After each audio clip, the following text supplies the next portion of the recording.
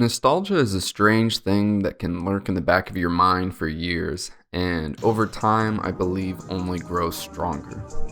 For me, the N64 is that rose-tinted memory that resurfaces year after year and game after game, and I thought, why not pay tribute to the game that comes to mind the most for me?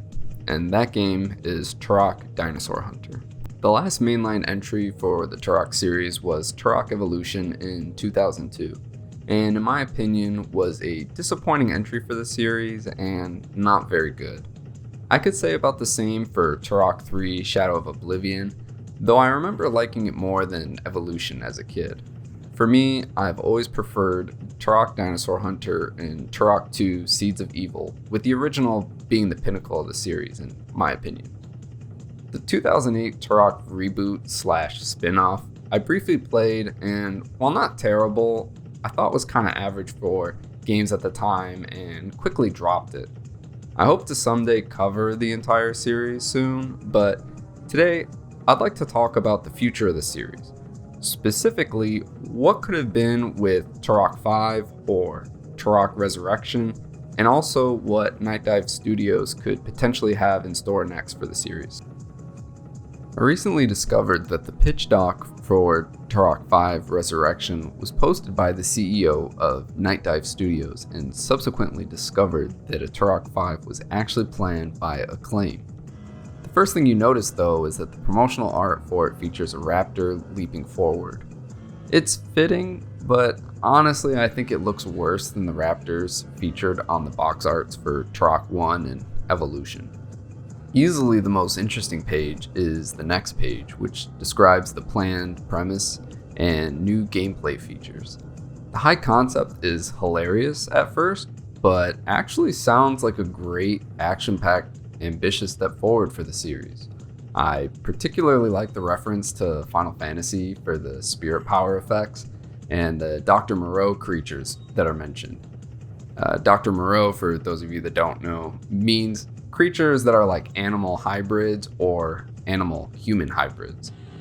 And with dinosaurs already being a thing in the Turok universe, I think these would fit in nicely with new dinosaur hybrids being potentially teased. The story seems to pick up after Evolution, starring tal'set once more, finishing his fight with Tyrannus and sacrificing himself to do so. tal'set is then resurrected to fight a new threat and gains the ability of spirit powers and spirit-enhanced weapons.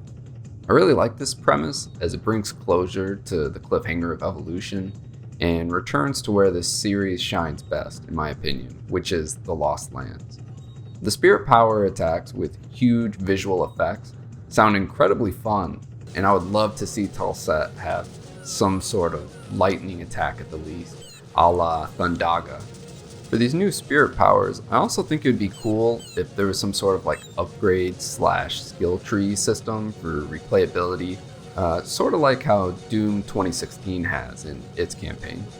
Riding on dinosaurs again would be cool. The River of Souls section with the Triceratops in Turok 2 was great, albeit on the N64 it definitely chugged.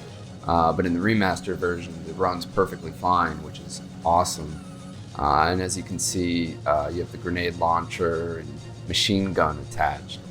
And I think in Turok Evolution, as far as I can remember, you could ride a pterodactyl as well.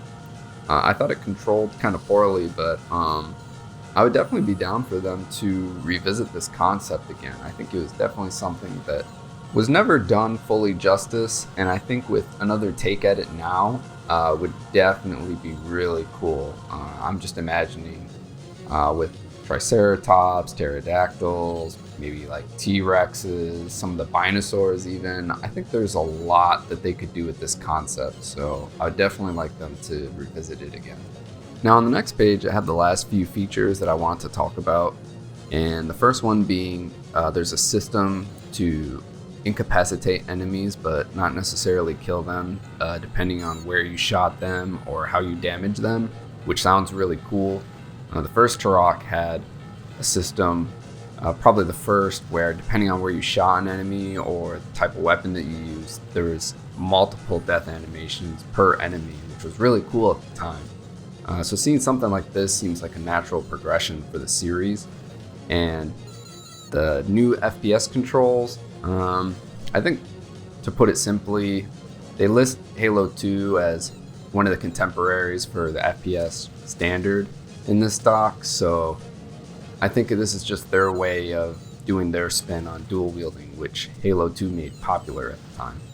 The next feature is probably my favorite, which is talking about bringing back the warp levels, which was probably one of my favorite parts of Turok 1. It was super unique and kind of helped balance out the game, where if you felt like you were low on ammo or health, you could go into a warp level and face some challenges. And I feel like the identity of Turok kind of got lost as the series continued, and I think having something like the warp levels back would really help, one, keep Turok unique and make it stand out, which I think is why Turok as a series ended up dying out, because I think they were too focused on keeping up with the trends of other first-person shooters at the time, and the identity of Turok ended up going with those trends. But the example that I see people usually pointing to being Turok 3 copying Half-Life too much, which ultimately I think copied it sort of poorly. And last but not least, bringing back the iconic weapons like the Cerebral Bore, the Tech Bow, and the War Club I think would be great. Especially seeing the Cerebral Bore again and seeing what take they go with. In Turok 3 there was even an attachment where, I think it was for Joseph, where you could control the enemy after you attack them, so that was pretty cool. Maybe there's more they could do with that. But final thoughts, with this Lost sequel, it sounds pretty cool, but given their track record at that point with Evolution, I don't have high hopes for it, but potentially seeing Nightdive Studios tackle something like this, I think would be great. I think they've already proven themselves with all the remasters that they've done, especially with this Kex engine, so if they were to do a Kex engine reboot of Turok with all these things in mind, I think it could go really well. And the demand for Turok to return definitely seems to be there, so at this point, all we can do is wait to see what Nightdive Studios has in store.